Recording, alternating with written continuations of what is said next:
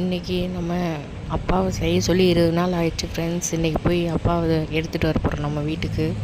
அவரை கூட்டிகிட்டு வர போகிறோம். இங்கே தான் பாலான்னு ஒரு தம்பி திண்டுக்கல்லில் செஞ்சு தந்தார்.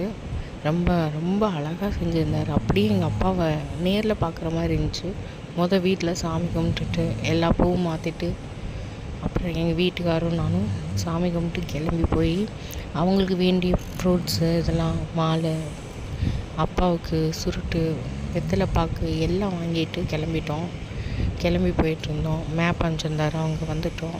அப்புறம் அங்கே கொஞ்சம் பூஜை பண்ணணும். நாங்கள் அங்கேயும் நான் கூட நினச்சேன் கண்ணை கட்டி நம்ம வீட்டில் வந்து திறக்கணும் அந்த மாதிரி இருக்கும்னு. அப்படிலாம் இல்லையா, அது உழவுங்களால் ஆனதுக்கு தான் நம்ம அந்த மாதிரி ஒன்று நடக்குமா, அதாவது ஈர்ப்பு அதிகமாக இருக்குமா. இது வந்து நம்ம மண்ணில் தான் செஞ்சுருக்கோம், மண் சிலை தான் சுட்டு அதுக்கப்புறம் பெயிண்டிங் பண்ணி செஞ்சுருக்காங்க. உண்மையிலே தத்ரூபமாக இருக்குது, ரொம்ப சந்தோஷமாக இருக்குது. தம்பி பேர் பாலா, அவங்க குழந்தை பேரும் பாண்டி தானா. ரொம்ப ஹாப்பியாக இருந்துச்சு. வீட்டுக்கு அப்பாவை என் மடியில் வச்சு, என்னோடய அப்பாவை என் மடியில் வச்சு தூக்கிட்டு வந்தாச்சு. எங்கள் வீட்டுக்காரர் போயிட்டு வீடியோ எடுங்கன்னு சொல்லிவிட்டு அதுக்கப்புறம் வலது கால் எடுத்து வச்சு வீட்டுக்குள்ளே வந்தாச்சு. நம்ம வீட்டில் எத்தனை நாளும் ஒரு புகைப்படமாக இருந்தவர் இன்றைக்கி ஒரு உருவ சிலையாகவே எனக்கு அப்படியே உண்மையிலேயே இங்கே நேரில் கோயிலில் போய் பார்க்குற மாதிரியே இருக்குங்க. நீங்கள் வேணால் நம்மளேன்னா பாருங்களேன்.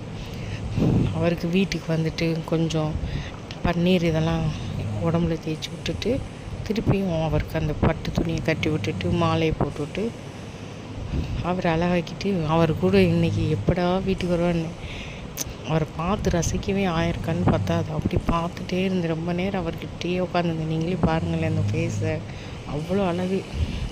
ஐ லவ் யூப்பா பாண்டி, லவ் யூப்பா. எல்லாருமே நல்லா இருக்கணும், நான் நல்லா இருக்கணும், எங்கள் வீட்டுக்காரர் நல்லா இருக்கணும், எங்கள் வீட்டில் எல்லாம் நல்லா இருக்கணும், எல்லார் வீட்லேயும் நல்லா இருக்கணும்.